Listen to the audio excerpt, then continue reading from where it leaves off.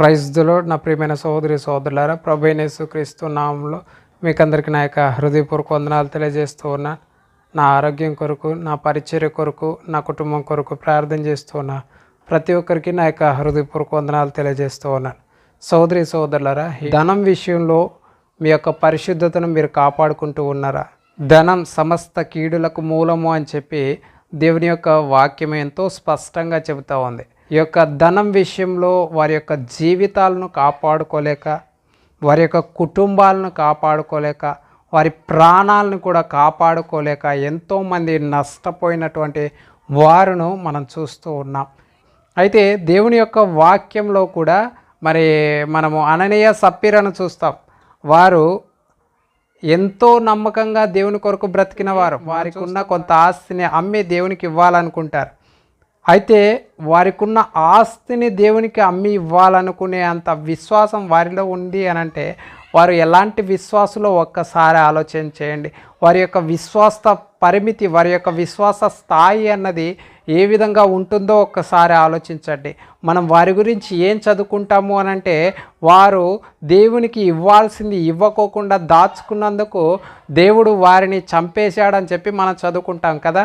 అయితే వారు ఇవ్వడానికే ఇష్టపడ్డారు అని అంటే వారి యొక్క ఆత్మీయ స్థాయి ఏ విధంగా ఉంటుందో ఒకసారి ఆలోచించండి.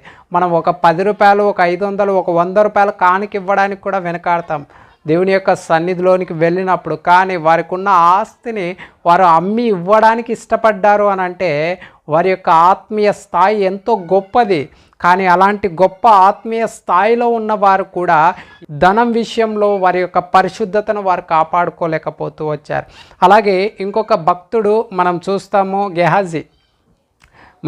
ఎలీషా శిష్యుడైన గెహాజీ విషయంలో శిష్యుడుగా రావాలి అనంటే, దేవుని యొక్క పరిచర్యలోనికి రావాలి అనంటే శరీర సంబంధమైన ప్రతి కోరికను చంపుకోవాలి. శరీర సంబంధమైన ప్రతి వాటిని విడిచిపెట్టుకొని దేవుని యొక్క పరిచర్యలోనికి రావాలి.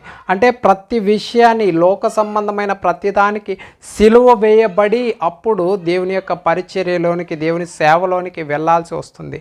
అలాగా శిష్యరికం కొరకు సమస్తాన్ని, లోకాన్ని తృణీకరించి వెళ్ళినటువంటి గెహాజీ ధనం విషయంలో తన పరిశుద్ధతను కాపాడుకోలేకపోతూ వచ్చాడు. కాబట్టే తనతో పాటు తన కుటుంబానికి నాశనాన్ని కొని తెచ్చుకున్నాడు. అయితే ఈ ధనం విషయంలో అబ్రహాము జీవితంలో మనం చూడవచ్చు.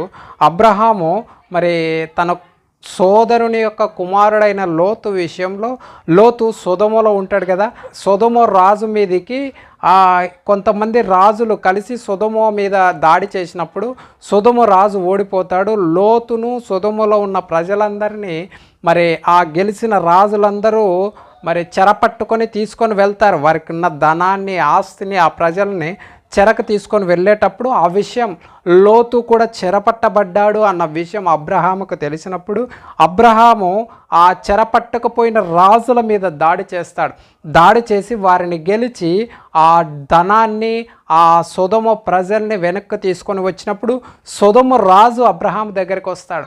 అబ్రహాము దగ్గరికి వచ్చి ఆయనతో ఏం చెప్తాడు? సొదొమ రాజు అబ్రహాంతో ఏం చెప్తాడు అని అంటే, ఈ ధనాన్నంతా నువ్వు తీసుకొని వెళ్ళు, ఈ ఆస్తి అంతా నువ్వు తీసుకొని వెళ్ళు, కేవలం మనుషులను మాత్రమే నాకు ఇచ్చేయి అబ్రహాము అని చెప్పినప్పుడు అబ్రహాం ఏమంటాడు అని అంటే, నీ వల్ల నేను ధనవంతుడయ్యా అని నువ్వు చెప్పుకోకూడదు, ప్రజలు ఎవరే కానీ చెప్పుకోకూడదు. దేవుడే నన్ను ధనవంతునిగా చేస్తాడు, దేవుడే నన్ను ఆశీర్వదిస్తాడు, నూలు పోగైనా నాకు వద్దని చెప్పి ధనాన్ని విస్మరించి తన పరిశుద్ధతను కాపాడుకున్నాడు అబ్రహాము. ఆ విషయంలో నిజంగా నా జీవితంలో ఎలా ఉన్నాం? ధనం విషయంలో మన పరిశుద్ధతను మనం కాపాడుకుంటూ ఉన్నామా?